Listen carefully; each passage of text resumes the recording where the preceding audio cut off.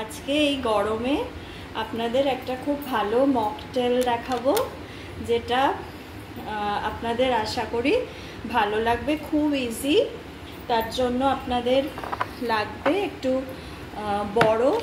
যদি বরফ না দিতে চান তো দেবেন না, বরফ লাগবে, চিনি, একটু জিরে, গোটা গোলমরিচ, পাতিলেবু আর পুদিনা পাতা। প্রথমে একটু শুকনো খোলায় একটু আমি সাদা জিরে আর গোলমরিচ একটু গরম করে নিয়েছি, হালকা করে একটু গরম করে এটাকে আমি গুঁড়ো করে নিয়েছি।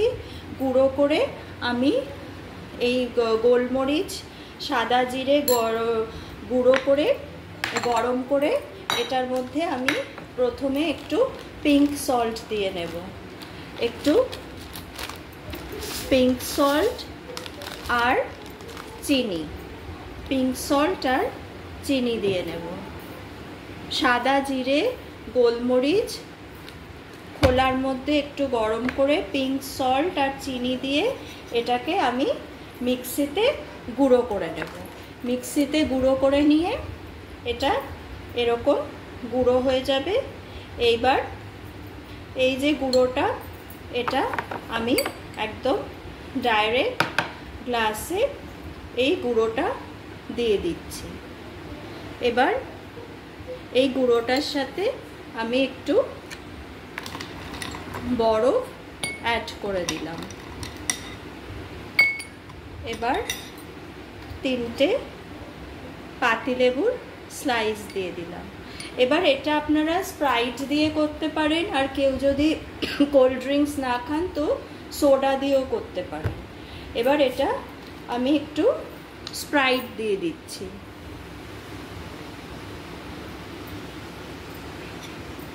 একটু স্প্রাইট দিয়ে দিলাম। এটার মধ্যে আছে জিরে গুঁড়ো, গোলমরিচ গুঁড়ো, পিঙ্ক সল্ট আর চিনি। এগুলো আমি একসাথে গুঁড়ো করে নিয়েছি।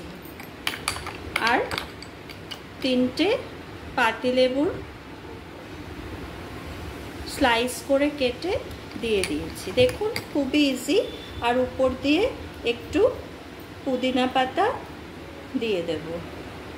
এটা কিন্তু রেডি এই ড্রিঙ্কটা। এটা এবার ইচ্ছা করলে আপনারা সোডা দিয়েও করতে পারেন, খুব ভালো হয়। এবার আর একটা দেখুন, এটা তো হয়ে গেল।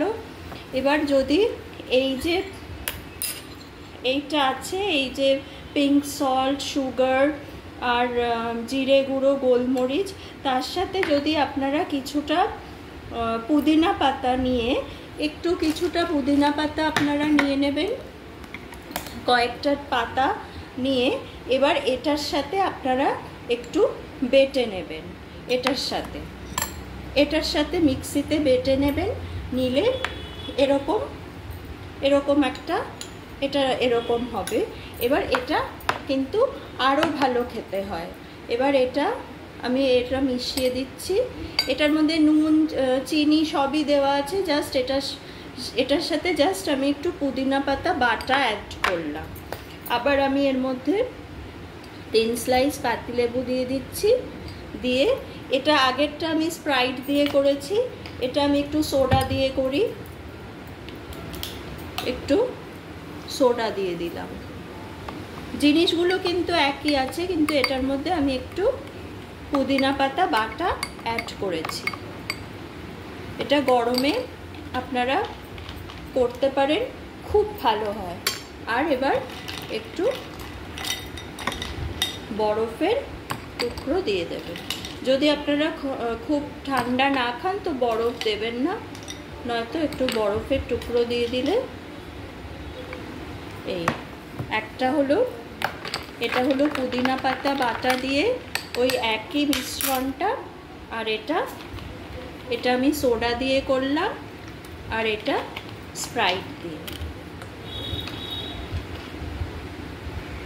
এটা গরমে করে দেখুন, খুব ভালো লাগবে।